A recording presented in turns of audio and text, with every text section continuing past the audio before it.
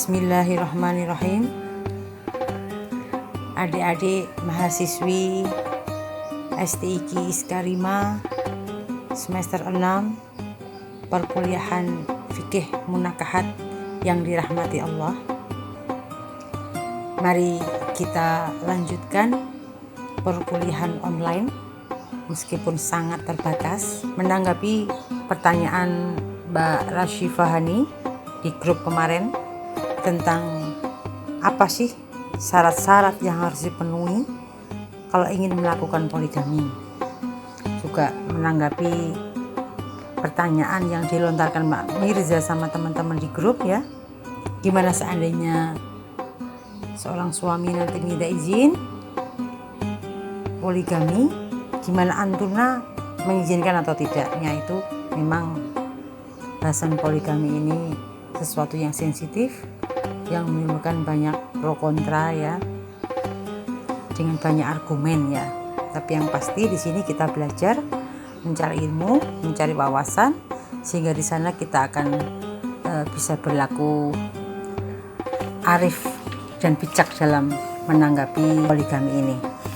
Ya adik-adik yang dirahmati Allah, sebelum kita bahas tentang apa sih dalil-dalilnya ataupun ayat-ayat yang lebih lanjut, alangkah bagusnya kita bahas dulu tentang bagaimana sih poligami di Indonesia ya. Karena kita ini hidup di negara hukum, maka kita mesti sadar hukum dan tahu hukum supaya tidak terjerat hukum. Sebelumnya kita pahami dulu apa itu kompilasi hukum Islam ya.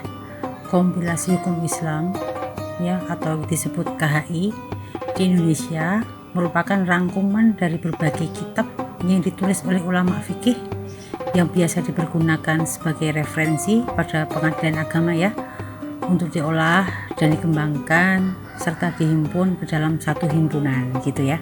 Jadi kompilasi hukum Islam itu sekumpulan materi hukum Islam yang ditulis pasal demi pasal, berjumlahnya 229 pasal, terdiri dari 3 kelompok materi hukum ya. Hukum perkawinan itu ada 170 pasal, hukum kewarisan termasuk wasiat dan hibah itu ada 44 pasal, dan hukum perwakafan itu ada 14 pasal, ditambah 1 pasal ketentuan penutup. Kompilasi hukum Islam yaitu suatu istilah untuk menunjukkan himpunan kaidah-kaidah hukum Islam yang bersumber dari kitab-kitab fikih 4 mazhab. Seluruh pandangan ulama terkait fikih itu disatukan dalam bentuk buku yang disusun dengan memakai bahasa perundang-undangan ya. Itu yang dipakai di Indonesia gitu ya teman-teman. Adik-adik mahasiswi fikih munakahat yang dirahmati Allah, semoga ini bisa menjadi wawasan adik-adik ya, karena kita hidup di negara hukum, jadi harus sadar hukum. Lalu bagaimanakah prosedur poligami? Ya, ini adik-adik mesti paham ya, bagaimana prosedurnya ini. Prosedur poligami ini menurut pasal 40 Peraturan Pemerintah Nomor 9 Tahun 74 menyebutkan bahwa apabila seorang suami bermaksud untuk beristri lebih dari seorang, maka ia wajib mengajukan permohonan secara tertulis kepada pengadilan. Hal ini diatur lebih lanjut dalam pasal 56, 57, dan 58 dalam kompilasi hukum Islam. Adapun pasal 55 itu isinya ya, ayat 1, beristri lebih dari 1 orang pada waktu bersamaan terbatas hanya sampai 4 istri. Yang kedua, syarat utama beristri lebih dari seorang, suami harus mampu berlaku adil terhadap istri-istri dan anak-anaknya. Yang ketiga, apabila syarat utama yang disebut pada ayat 2 tidak mungkin dipenuhi, suami dilarang beristri dari seorang. Adapun pasal 56 kompilasi hukum Islam itu berisi, yang pertama, suami yang hendak beristri lebih dari 1 orang harus mendapatkan izin dari pengadilan agama ya. Kemudian kedua, pengajuan permohonan izin dimaksud pada ayat 1 dilakukan menurut tata cara sebagaimana diatur dalam bab 8 Peraturan Pemerintah Nomor 9 Tahun 1975. Yang nomor 3, perkawinan yang dilakukan dengan istri kedua, ketiga, atau keempat tanpa izin dari pengadilan agama tidak mempunyai kekuatan hukum. Adapun pasal 57 kompilasi hukum Islam, ya isinya, pengadilan agama hanya memberikan izin kepada suami yang akan beristri lebih dari seorang apabila a. istri tidak dapat menjalankan kewajibannya sebagai istri, b. istri mendapat cacat badan atau penyakit yang tidak dapat disembuhkan, c. istri tidak dapat melahirkan keturunan. Kalau pengadilan agama sudah menerima permohonan izin poligami, kemudian ia memeriksa berdasarkan pasal 57 KHI, ya, a. ada atau tidaknya alasan yang memungkinkan seorang suami kawin lagi, b. ada atau tidaknya persetujuan istri, baik persetujuan lisan maupun tulisan. Apabila persetujuan itu merupakan persetujuan lisan, persetujuan itu harus diucapkan di depan sidang pengadilan. C. Ada atau tidaknya kemampuan suami untuk menjamin keperluan hidup istri-istri dan anak-anak dengan memperlihatkan surat keterangan mengenai penghasilan suami yang ditandatangani oleh bendahara tempat bekerja, atau surat keterangan pajak penghasilan, atau surat keterangan lain yang dapat diterima oleh pengadilan.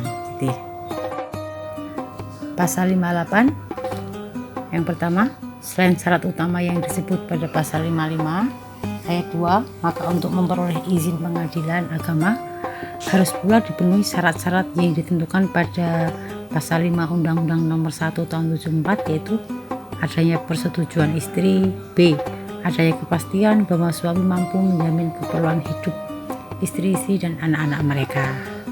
Ayat 2, dengan tidak mengurangi ketentuan pasal 41 huruf B Peraturan Pemerintah Nomor 9 Tahun 75, persetujuan istri atau istri-istri dapat diberikan secara tertulis atau dengan lisan. Tetapi sekalipun telah ada persetujuan tertulis, persetujuan ini dipertegas dengan persetujuan lisan istri pada sidang pengadilan agama.